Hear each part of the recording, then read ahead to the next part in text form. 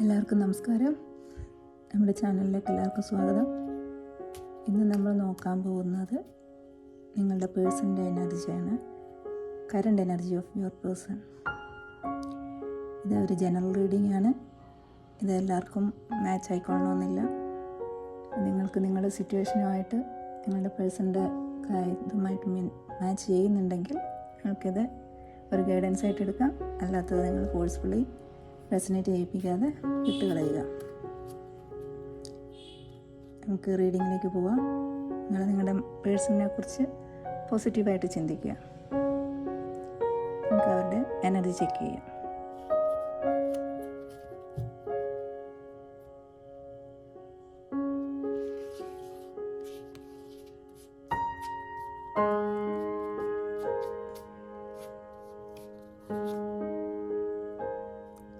Seven of Pentacles,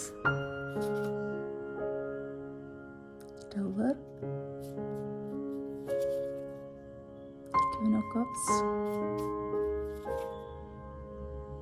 Judgment, Nine of Swords, Six of Cups, Queen of Swords, Four of Swords, Queen of Wands.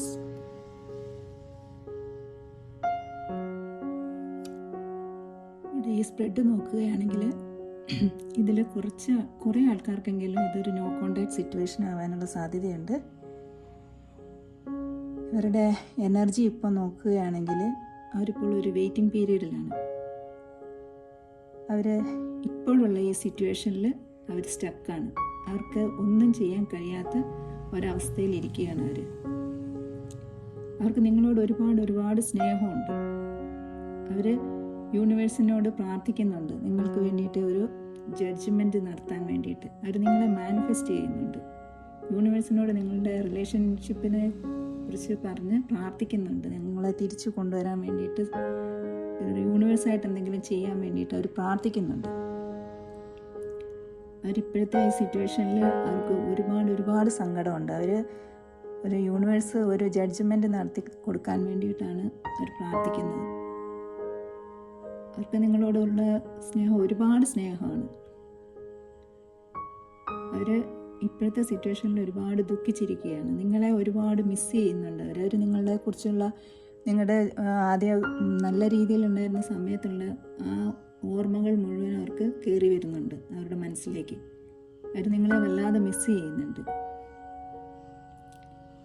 ഇതിൽ കുറച്ച് ആൾക്കാർക്കെങ്കിലും ഈ ഒരു tower situation നിങ്ങൾക്കിടയിൽ വരാൻ കാരണം ഒരു തേർഡ് പാർട്ടി ആവാം. തേർഡ് പാർട്ടി എന്ന് പറയുമ്പോൾ അത് ഒരു റിലേഷൻഷിപ്പ് തന്നെ ആവണമെന്നില്ല. അത് ഫാമിലി ആവാം, ഫാമിലി മെമ്പർ ആവാം, ആരും ആവാം. അങ്ങനെ ഒരു വീട്ടുകാർ പേരൻസ് മാറ്റിയതാവാം. അവരെ പേരൻസ് കല്യാണത്തിനൊന്നും സമ്മതിക്കുന്നില്ല എന്ന റിലേഷൻഷിപ്പിന് എതിരായിട്ട് നിൽക്കുന്ന ആൾക്കാരും ഉണ്ടാവും അവരുടെ ഫാമിലിയിൽ. അങ്ങനെയുള്ള ആൾക്കാരും ആവാം നിങ്ങളുടെ ഇടയിൽ ഈ ഒരു ടവർ മൊമെൻ്റ് വരാൻ കാരണം, നിങ്ങൾ സെപ്പറേഷൻ ആവാൻ കാരണം. ആ തേർഡ് പാർട്ടി വളരെ സ്ട്രോങ് ആണ് അവർക്ക്. പക്ഷേ ഇപ്പോൾ അവർ നിങ്ങളുടെ പേഴ്സൻ്റെ എനർജി ഇപ്പം നോക്കുകയാണെങ്കിൽ അവരിപ്പം ആ സിറ്റുവേഷനിൽ അവർ വളരെ ഹേർട്ടാണ്. അവർക്ക് വളരെ സങ്കടമുണ്ട്. അവരിപ്പോൾ ഒറ്റപ്പെട്ട് നിൽക്കുകയാണ്. എല്ലാവരിൽ നിന്നും ഒഴിഞ്ഞു മാറി ഒറ്റപ്പെട്ട് നിൽക്കുകയാണ് അവരിപ്പം. ആരോടും അധികം ഒന്നും കോണ്ടാക്റ്റോ അങ്ങനത്തതൊന്നും ഇല്ലാണ്ട് എല്ലാത്തിൽ നിന്നും ഒഴിഞ്ഞു മാറി നിൽക്കുകയാണ് അവരിപ്പം.